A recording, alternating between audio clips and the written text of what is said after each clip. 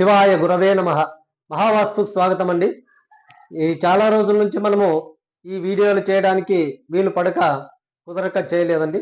ఈరోజు మనకు కాస్త సమయం దొరికింది కాబట్టి ఈరోజు వీడియో ఈ బోర్డు పైన మీకు ఎక్స్ప్లెయిన్ చేసి చూపిస్తానండి.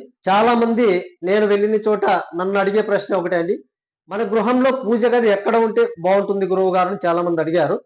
వాళ్ళ కోసమే మనము ఈరోజు వాళ్ళ కోసమే కదా, అందరికీ కూడా ఈ వీడియో చాలా ఉపయోగపడుతుందని నేను అనుకుంటున్నాను.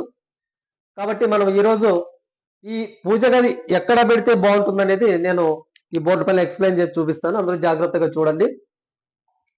మనము ఎప్పుడైనా సరే మన గృహ నిర్మాణం చేసిన వాళ్ళు కానీ లేదా చేయబోయే వాళ్ళు కానీ లేదా ఇంతకుముందు కట్టిన వాళ్ళకి కానీ నేను చెప్పేది మాత్రం ఒక్కటే అండి. ఎప్పుడైతే మన గృహానికి 4 దిక్కులు 4 విదిక్కులు అంటే తూర్పు, దక్షిణము, పడమర, ఉత్తరం అనే ఈ 4 దిక్కులు, దానికి ఇంకో 4 విదిక్కులు అంటే ఈశాన్యము, ఆగ్నేయము, నైరుతి, వాయువం, ఇలా ఎప్పుడైతే ఈ దిక్కులు విదిక్కులు ఏర్పరిచారో ఆ వాటిలోనే మనము ఒక మానవుడు ఏ విధంగా నివసించాలంటే వేటిని అక్కడ సద్వినియోగం చేసుకోవాలనే ఉద్దేశంతోనే మనకు ఈశాన్యమని ఒకటి ఇక్కడ ఇచ్చారండి. ఈ ఈశాన్యమే దైవస్థానంగా మనకు మహర్షులు చెప్పినది ఈ వాస్తు శాస్త్రంలో. ఎందుకు ఇక్కడ మాత్రమే ఈశాన్యము, ఇక్కడ మాత్రమే భగవత ఆరాధన చేయాలి, పూజ నిర్మించాలంటే ఇక్కడ మాత్రమే మనకు ఈ ఈశాన్యానికి దిక్పాలకుడు ఎవరు అంటే ఈశ్వరుడు. ఇక్కడ ఉన్నది ఈ గ్రహాధిపతులు ఎవరంటే గురువు, కేతు. వీళ్ళు ముగ్గురు కూడా మానవునికి చాలా మంచి చేసేవాళ్ళండి.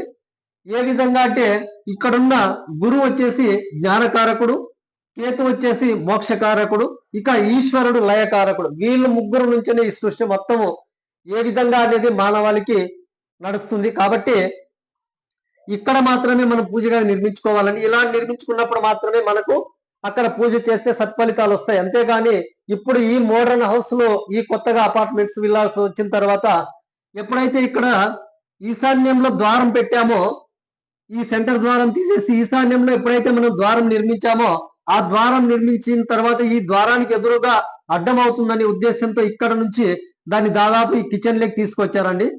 ఈ పూజ గదిని ఈ కిచెన్ లెక్ తీసుకొచ్చేసారు. అంటే ఇక్కడ హాల్లో ఉండకూడదు, హాల్లో మనకి సోఫా సెట్లు వేసుకోవాలి, దివానీ వేసుకోవాలని ఏదో అంటే మనకు అనుకూలంగా మాత్రమే మార్చుకొని భగవంతుని కూడా పక్కకు జరిపేశారండి ఈ కాలంలో.